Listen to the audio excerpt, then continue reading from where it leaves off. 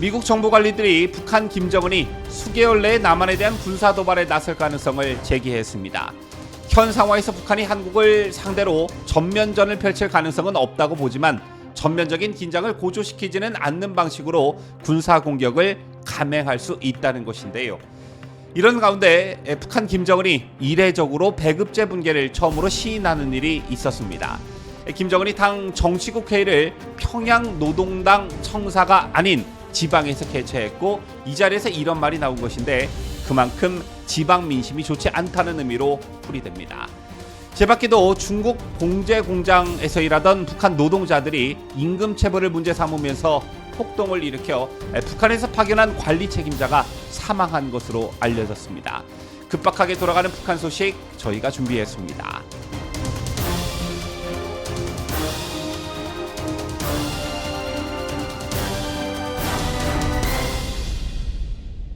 시청자 여러분 안녕하십니까? 뉴스데일리 베스트 미네커입니다. 북한이 지난 24일 서해상으로 순항미사일을 여러 발 발사하는 도발을 감행했습니다.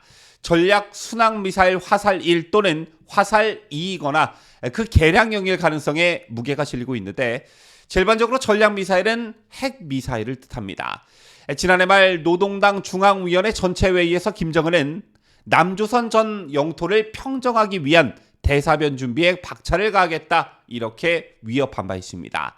제 같은 말폭탄 이후 지금까지 총 6차례나 무력 도발을 감행했는데요. 그런데 문제는 연쇄 도발을 지시하고 있는 김정은의 말폭탄을 그냥 허풍으로만 볼 상황이 아니라는 것입니다. 최근 우리나라에도 비교적 비중 있게 보도된 바 있지만, 미들버리 국제연구의 북한 전문가 지크프리드 해커 교수가 최근 38로스에 기고한 글을 보면 김정은이 전쟁을 향한 전략적 결정을 내린 것 같다, 이렇게 분석한 바 있습니다.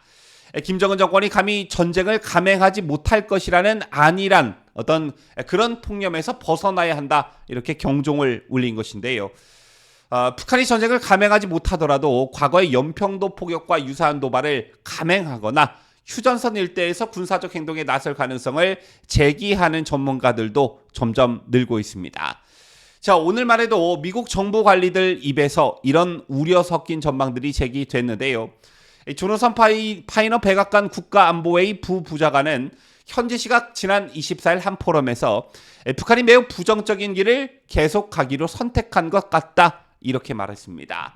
또한 다니엘 러셀 전 미 국무부 동아태 담당 차관보는 우리는 김정은이 충격적인 행동을 할 것이라는 전망에 대비해야 한다면서 북한이 연평도 포격전을 훨씬 뛰어넘는 공격을 할 의도가 있는 것 같다, 이렇게 진단하기도 했습니다. 또한 푸틴 러시아 대통령과의 협력 관계를 강화하면서 북한 김정은이 더 대담해지고 있는 것 같다는 분석도 제기됐는데요. 이런 배경 말고도 북한이 혼란스러운 국제정세를 틈타 도발을 강행할 것이란 분석도 있습니다. 미국은 현재 우크라이나 전쟁과 이스라엘 하마스 전쟁, 그리고 후티 반군 문제 등 다중 전쟁에 휘말려 있는 그런 상황입니다. 북한이 그 틈을 타 과거의 연평도 포격과 유사한 도발을 감행하거나 휴전선 일대에서 군사적 행동에 나설 가능성을 배제할 수가 없다는 것인데요.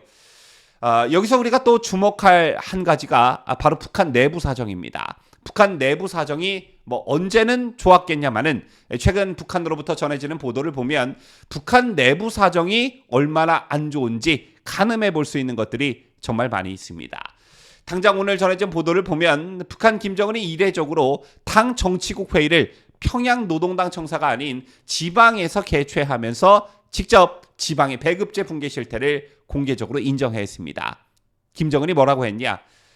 지방 인민들에게 기초식품과 초보적 생필품조차 원만히 제공하지 못하고 있는 건 당과 정부가 도저히 외면할 수 없는 심각한 정치 문제이다, 이렇게 언급했다고 하는데, 자신의 책임보다는 간부들에게 책임을 돌린 것으로 김정은이 직접 나서 언급해야 할 만큼 북한의 지방 민심이 좋지 않다는 의미로 해석됩니다. 아시다시피 북한은 특권층이 몰려 사는 평양에 도로, 주택, 전기 등 거의 모든 인프라가 집중되어 있습니다. 평양공화국으로 불릴 정도로 도농 격차가 매우 심각한데요.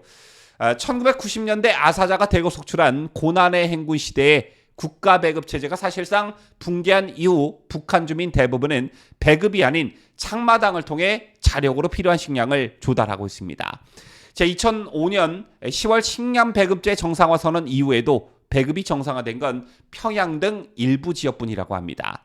또한 그로부터 4년 후인 2009년 11월 화폐개혁 이후 계획경제보건차원에서 국가 배급망 복원을 시도하기도 했으나 식량 배급은 도시근로자, 당원 등을 중심으로만 이루어졌다고 합니다. 자, 그리고 오늘 북한과 관련한 충격적인 소식이 한 가지가 더 있었습니다. 중국 봉제 공장에서 일하던 북한 노동자들이 임금 체불을 문제 삼으면서 폭동을 일으켜 북한에서 파견된 관리 책임자가 사망한 것으로 알려졌습니다. 조한범 통일연구원 선임연구위원에 따르면 북한 국방성 산하 전승무역 소속 노동자들이 파견된 중국 지린성 옌지 소재 화룡 공장에서 임금체불 불만으로 폭동이 일어났다고 하고요. 이로 인해 현지 노동자 관리 책임을 맡은 북한 관리자가 사망하고 지배인 등 3명이 중상인 것으로 알고 있다고 했습니다. 참고로 이 공장은 봉제 공장으로 북한 노동자 약 2,500명이 파견된 곳이라고 하는데요. 저희들이 폭동을 일으킨 건 지난 11일쯤이라고 합니다. 이곳에 파견된 북한 노동자들의 체불 임금 총액은 약 1,000만 달러 정도로 최소 4년에서 7년간의 임금이 체불됐다고 합니다.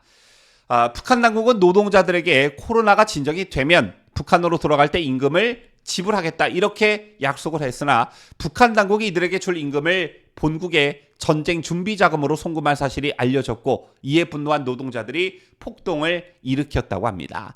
자, 그런데 문제는 이런 폭동이 연쇄적으로 일어날 가능성이 있다는 것인데요.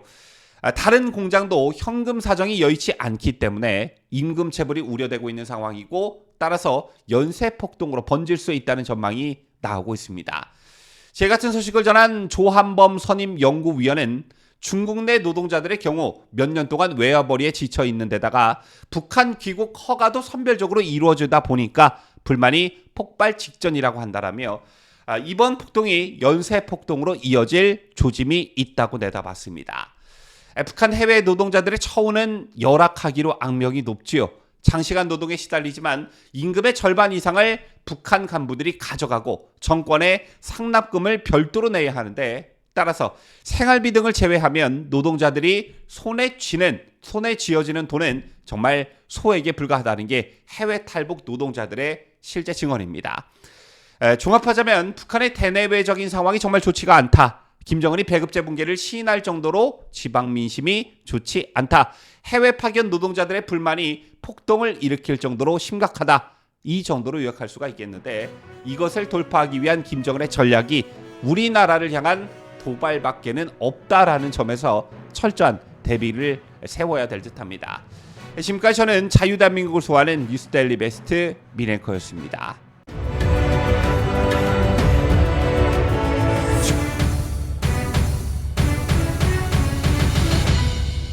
함께해요. 뉴스데일리 베스트.